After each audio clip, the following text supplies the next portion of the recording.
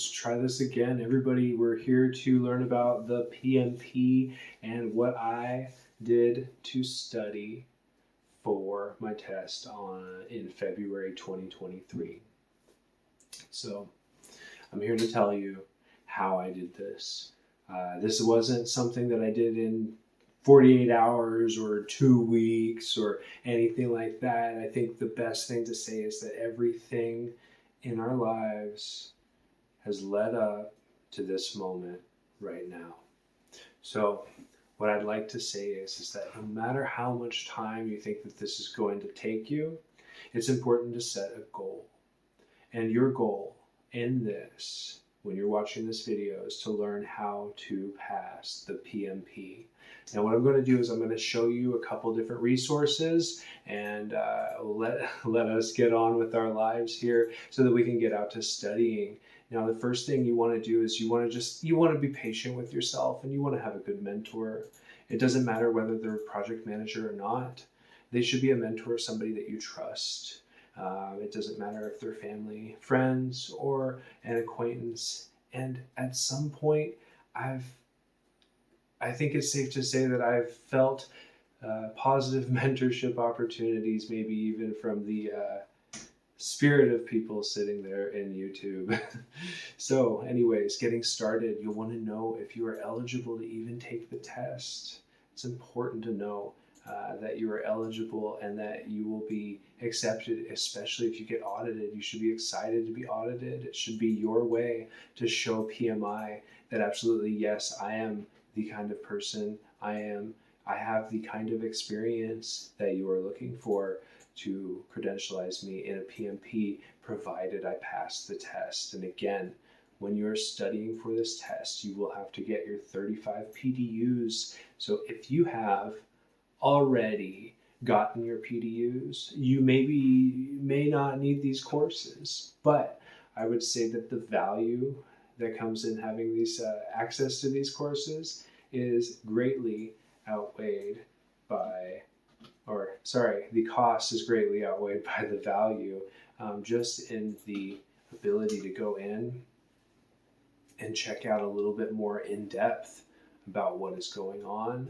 with any specific section. I think Joseph Phillips and I think Andrew Ramdale, I think they both, among probably many other teachers, but these are the two popular ones that I chose to pursue coursework in. I think they break things down very well, and they both stay relevant for the 2023 course. So it's important to know that what you are studying is up to date, and I'm comfortable and confident to say that as of March 2023, these people, Joseph and Andrew's courses, are very helpful. One of the benefit is that if you find it on sale like this right here, Udemy has sales all the time, then you can get this and you can use these PDUs and apply them to your renewal, because every time every 36 months after you get your PMP, you must renew. So let me just tab over here. I was doing this a second ago. All right, now I found a good guide online. Sometimes it's helpful to have a little bit of structure here. So let me clean this up a little bit. And this guide here, this is Max Mao's guide. Max Mao has a YouTube channel, I believe, talks about some of these things. Says, there's a few more resources he used rather than, in comparison to what I had used. I think it's worth it to follow him for sure. I think it's worth it, like and subscribe on his videos. I think he creates a lot of value here, and maybe getting into what he has will help out a little bit more. But I would say that maybe it could be that we don't want to get lost in going around every which way. If we're able to thoroughly assimilate what we were getting here from Joseph Phillips' course or Andrew Ramdale's course, I think you've learned everything that you need to know what to do. But I also say that from my limited realm of experience. So in those courses, you'll find something. You'll find some technical knowledge, and you'll find some mindset stuff.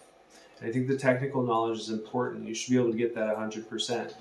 That's really, we should. The theoretical stuff that they ask, the questions that they ask, aren't necessarily going to be true or false. There are there's a lot of gray area as which comes with many different complex adaptive systems, like dealing with people.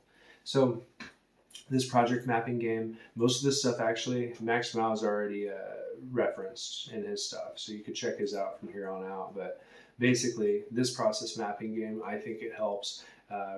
Pretty much what this is our opportunity to see how comfortable are we inside here. So when we talk about defined scope, where is it that I should put that? I'm not going to define scope when I'm closing a project. This is going to be under the scope. A unit. Gosh, I should study this a little bit again too. That's why we do refreshers for sure. So this scope here, we don't define it back over here. We don't define it while we're executing. Maybe an initiation, but as you learn throughout your coursework and your studies, there's only like 2 or 3 things that actually go inside there. So I think it's inside planning.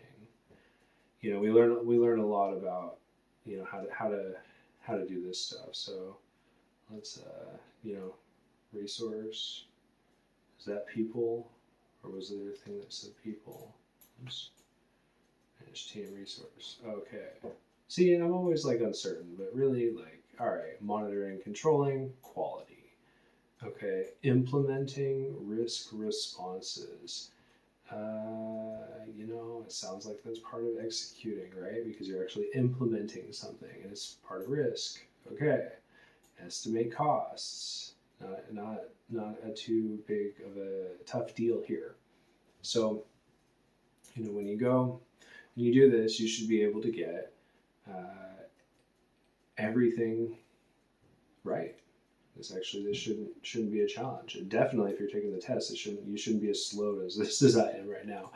But anyways, let's go back here. Project mapping game. Now, Ricardo Vargas's PMBOK 6th edition. Now, remember that the 6th edition is really the core materials that we're looking at now. So you'll learn a lot of this. The waterfall sort of methods, and you'll learn, I think, a little bit of agile stuff in there, but that's where PMBOK 7 really shines. So when you're doing this, don't get confused that you're studying the 6th edition. Study this 6th edition because you'll be tested on this, but also study the 7th edition because you'll be tested on that too. Basically this is Ricardo Vargas's video. This is his thing. You'll go through all the whole processes. This did help. I'm looking back at it, I'm kind of remembering it. Let's just check it out. Oh, no, I got to put up the YouTube. That's all right. Yeah, okay. So he basically prints out this whole big process list here. This is good and really kind of opens up and elaborates on that game that we were just playing over here. So yeah, this would be good. At some point, this stuff just kind of becomes second nature, though, just knowing where the stuff fits. And I think that's the point of this video, get to that, so that it's very, very clear. When you see the IN, you know that's initiating. You just almost notice the placement. Also helps you while you're inside your projects, kind of keep in mind where you're at with each different project you're working. David McLaughlin. So let me jump to here. PMP practice exam. I took these all the time. I absolutely use these just like I used Andrew Rondell and Joseph's mock exams at the end there, coupling in with the quizzes as I needed to be more specific about stuff. But yeah, these 4 practice exams made me feel less confident about my ability to pass the test as soon as I started doing these after I had scheduled for the test. So it sort of lit a fire for me to start moving forward, just like Joseph says. So the resource that really helped. This video right here. This is the video. David McLaughlin, 200 Agile PMP questions and answers. I might have found it on YouTube. I might have found it because Max Mao put it on his list here. The new PMP Study Guide 2023. Either way, I was grateful that I found it. This was the icing on the cake. This was the tip of the iceberg. This was the thing that put it all together. This was the bun to my hot dog, whatever it is that just kind of wrapped it up, my tortilla to my burrito. This made what I didn't learn confidently in the other materials myself. What I didn't learn, this made that available. And knowing that this test is entirely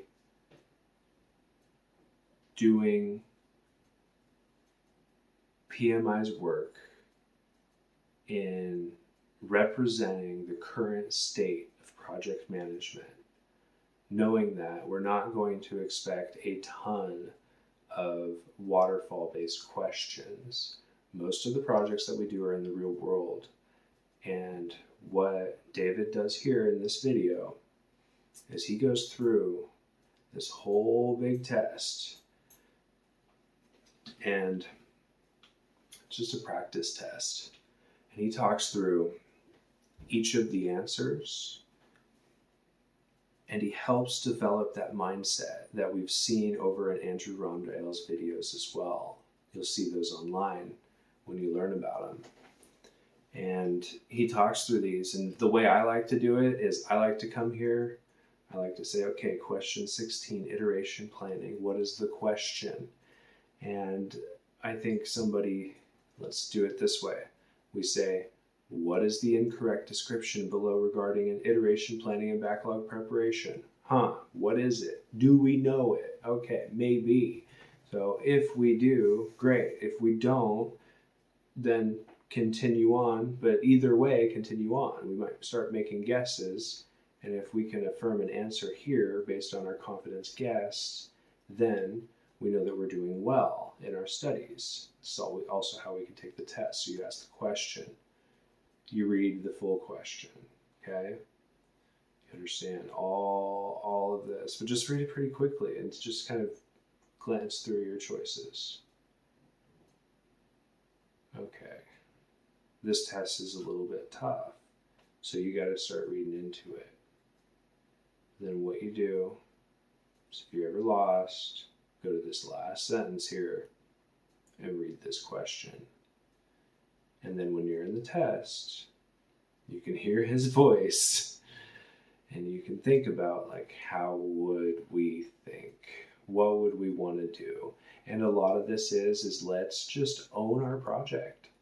Let's own our project. Let's, as eligible project managers, let's apply the terminology that we understand from the work that we've done.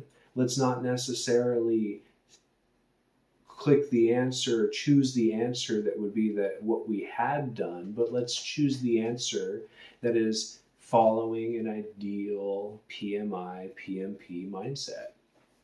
And what that'll do is that'll show PMI, for one, that you're probably a servant leader well enough to serve for your project rather than direct your project. And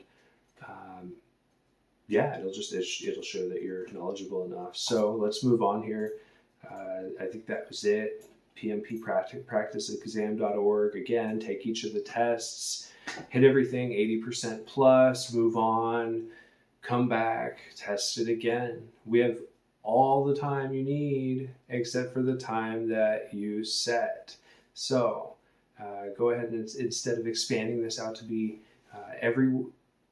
throughout forever, just do it. Take the test. Here's some resources. I hope it helps, and let me know if there's anything else I can put on here or speak about to help you pass your PMP.